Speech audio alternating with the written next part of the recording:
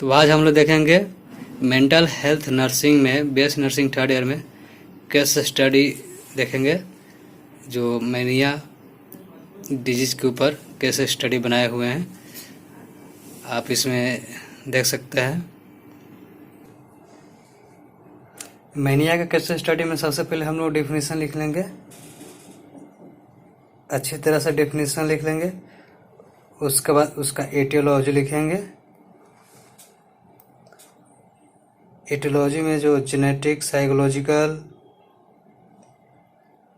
और psychological factor जितने भी आते हैं ये सब हम लोग लिख लेंगे सबसे पहले। उसके बाद टाइप्स ऑफ मैनिया लिखेंगे कि कितने टाइप्स का मैनिया होता है।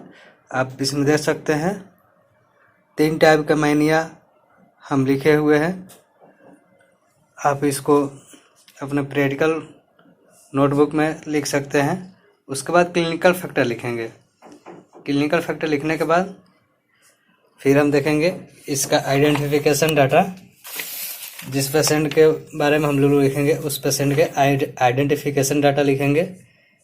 उसका नेम, एज, वार्ड, डायग्नोसिस, उसका रिलीजन, ये सब देखकर हम लिखेंगे। फिर उसका चीफ कंप्लेन, सबसे पहले आइडेंटिफिकेशन डाटा के बाद चीफ कंप्लेन लिखेंगे। उसके बाद पेशेंट का प्रेजेंट हिस्ट्री लिखेंगे। पेशेंट का प्रेजेंट हिस्ट्री क्या है आप देख सकते हैं। फिर उस पेशेंट का पर्सनल हिस्ट्री, उसका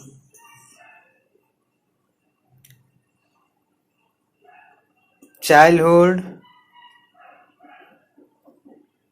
और एडोलेसेंस, ये सब देख लीजिए। आप ये सब को लिखना पड़ेगा। उसके बाद आते हैं पेशेंट का मेडिकल हिस्ट्री। उसके बाद फैमिली हिस्ट्री। और फैमिली हिस्ट्री में सबसे पहले देखेंगे जो भी उस फैमिली का मेंबर है उसका नाम, उसका एज, उसका रिलेशन और उसका हेल्थ कैसा है, इसके बारे में लिखेंगे।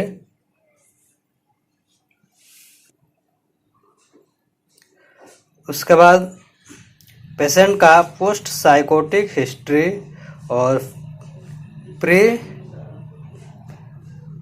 माइबियोसाइकोनाइटिस।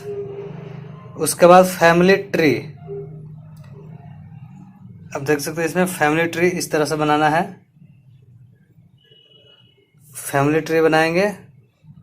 उसके बाद फैमिली ट्री बनाने के बाद पेशेंट का वाइटल साइन क्या आता है उस वाइटल साइन के बारे में लिखेंगे। पेशेंट का वाइटल साइन लेंगे। आप देख सकते हैं इसमें।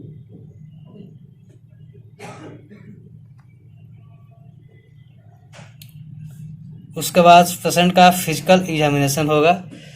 पेशेंट का फिजिकल एग्जामिनेशन में सबसे पहले जनरल अपीयरेंस होना चाहिए, उसका हेल्थ, उसका मेंटल स्टेटस वगैरह, हेड, आई, नोज, माउथ, नेक, चेस्ट, एब्डोमेन और बैक, ये सारे फिजिकल एग्जामिनेशन में आ जाएंगे।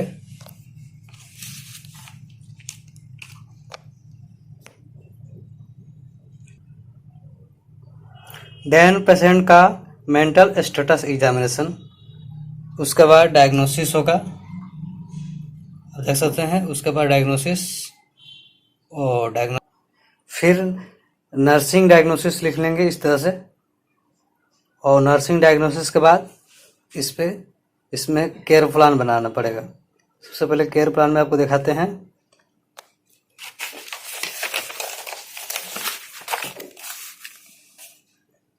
ये हुआ पहला केयर प्लान, आप देख सकते हैं। कम से कम 2 से 3 केयर प्लान बनाना पड़ता है। फिर आप इसमें देख सकते हैं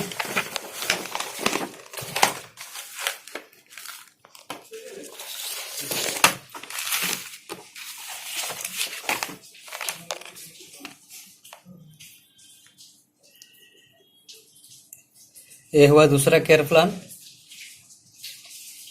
और ये हुआ तीसरा केयर प्लान। और तीसरा केयर प्लान बनाने के बाद नर्सिंग इंटरवेंशन को लिख लेंगे और सबसे लास्ट में इस डिजीज का समरी वगैरह सबमिट सब जैसे सब डिजीज का चाहे किसी भी डिजीज का जो समरी होता है उसको यहाँ पर लिखा जाता है। सबसे लास्ट में आप समरी लिख सकते हैं।